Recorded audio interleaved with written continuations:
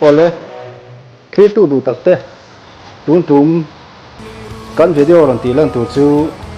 kan mizo zai thiam em mai mizo idol top 6 nani lai Alex a chan chim ganon tilang do ni wan doi thak tak mai Alex hi pailo cancer na nei tuna hian stage 4 na lai ni to in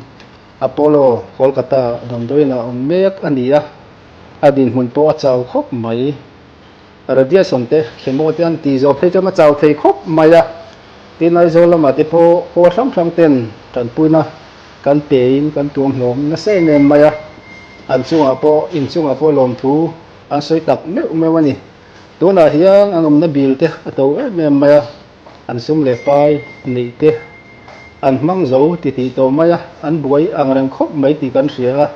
voinia Alex tan hian ai theina zong ai thil phal na kha ron sor khom le tunin kan han ngen cheu ni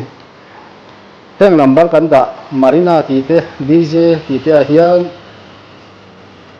a thei ram chuan in phalang kha ron thun sak le tur kan han ngen chewa tin an tui hemi GPS kan thena te ko non dama voinia in phalang ang te kong ron chole turin zo ron ni pa Alexa lo khomai tu le lo mangai tu zong ta kan ngen non le cheu ni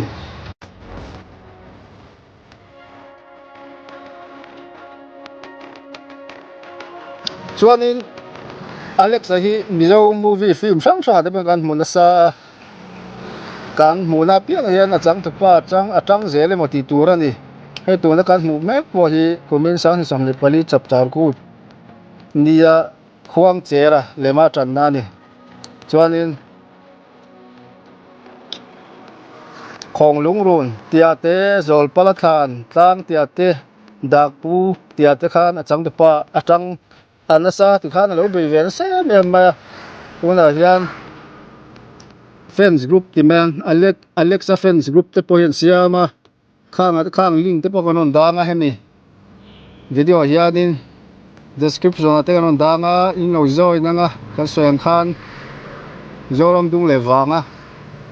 a fans te ti to mayang ama lo khi thin tu te le adam lo sia abula tanga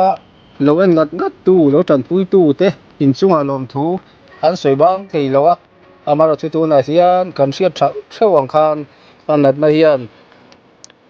kian lam pan lovin anat na hian anur na se me kan muang yan radiation antia kemon ti phe chaw ngoi zelani ti kha kan han riat puyanga wenlia an soi le soi nu sumle pai la ma te anom nam bil mana to maya an poison isa de lo mang zo chho zel mai box sia ti hian Alexa Paul hian theiang an ve bu kan khon le nia zoram dung le wanga a fans te le ama lo ngai na tu te le lo khongai tu te zong khan wona Alexa Paul luang liam le vekang u ti ha kan soi du ani kan lo ti la nang khan gp na chi sang kan on da khanga te kham khoi apo khan da thei veka ape thei veka askan na te kan on da khanga te po khan thei ani chuanin tun Christmas ma nge ya Alexa bom do hi Alexa ne na pek tu mania alaya ti vel tu tele rural tu ten chu andu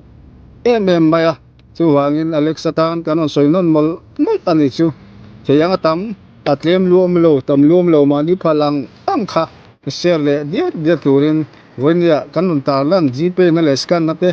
le Alexa group te khatyang join thena te kha kanon da do na khang han thanem ngai takin milo puize turin kan han som non mol mo chon ni ti kha kan soi non le ani chu